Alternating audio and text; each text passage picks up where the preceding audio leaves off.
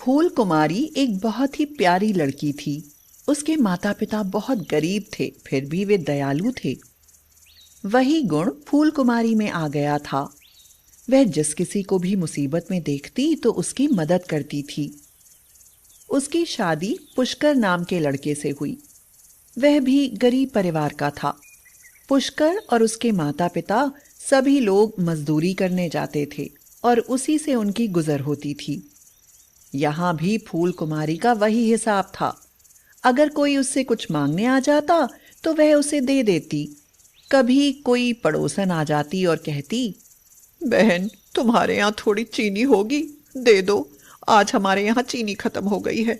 मेरा बेटा दूध के लिए रो रहा है, वह ऐसे दूध ही नहीं पीता। तो वह उसको कटोरी भर चीनी ऐसे ही दे देती।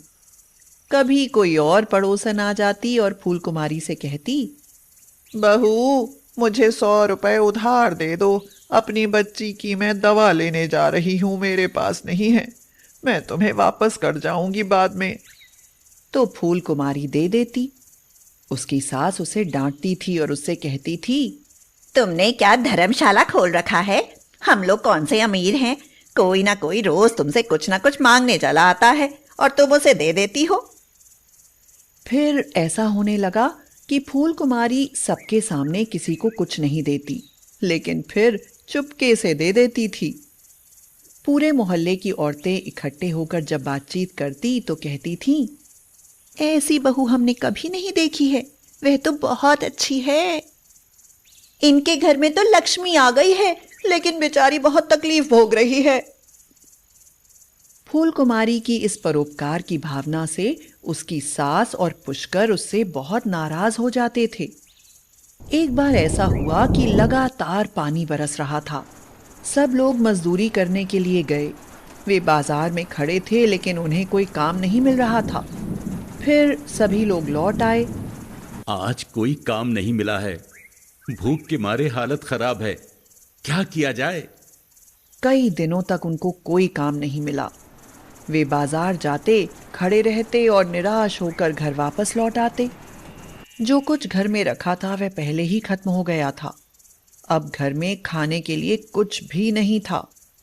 वे सब बहुत भूखे बैठे थे और कह रहे थे, हे भगवान, आज क्या खाएंगे? इतनी जोर की भूख लगी है, आज तो घर में कुछ भी नहीं है। आज मजदूरी नहीं मिली तो आज खाना भी नहीं मिलेगा। यहाँ तो रोज कुआं खोदो रोज पानी पियो वाली हालत है। तभी उसकी पड़ोसन पुष्पा आ गई। लो, आ गई कुछ मांगने। अरे भाभी, उदास क्यों हो? क्या हुआ? आज हमारे यहाँ कुछ है ही नहीं। इतना सुनते ही पुष्पा अपने यहाँ गई और दाल, चावल और सब्जी ले आई। अभी खाना बना लो, तुमने तो हमारी बहुत मदद की थी। अब फूल कुम्हारी ने चूल्हा जलाया। पहले उसने दाल बनाई, उसके बाद चावल बनाए, फिर सब्जी और रोटियां सेकने लगी। अम्मा जी आइए, खाना खा लीजिए। सब लोग खाना खाने के लिए बैठे ही थे। सब लोग बहुत भूखे थे। तभी बाहर से आवाज आई, क्या इस गरीब के लिए कुछ है? बहुत जोर की मैं भूखी हूं। फूल कुमारी ने बाहर निकलकर देखा तो एक बूढ़ी औरत खड़ी हुई थी। बेटी, बहुत जोर की भूख लगी है, मुझे चक्कर आ रहा है, मुझसे चला ही नहीं जा रहा, मुझे कुछ खाने के लिए दे दो बेटी। फूल कुमारी चक्कर में पड़ गई। खाना तो थोड़ा सा ही है, जो इतने लोगों के लिए भी पूरा नहीं है।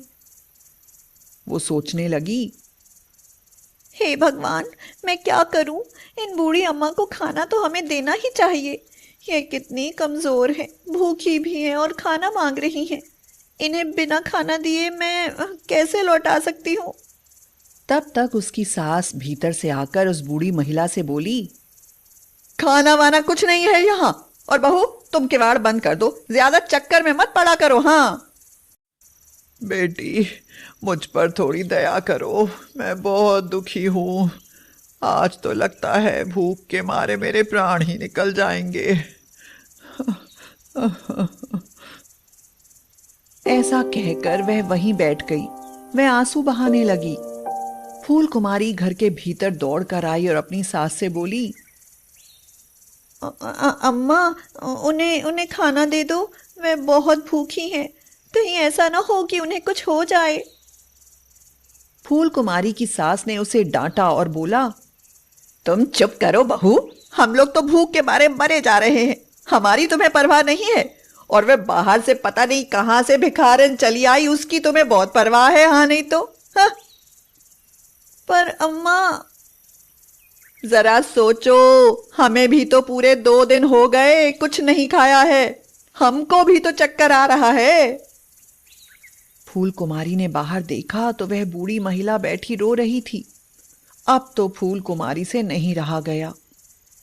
अब चाहे मुझसे कोई भी नाराज हो जाए, मैं उनको खाना जरूर दूंगी। वो थाली में खाना परोस कर ले आई और उस बूढ़ी महिला को दे दिया।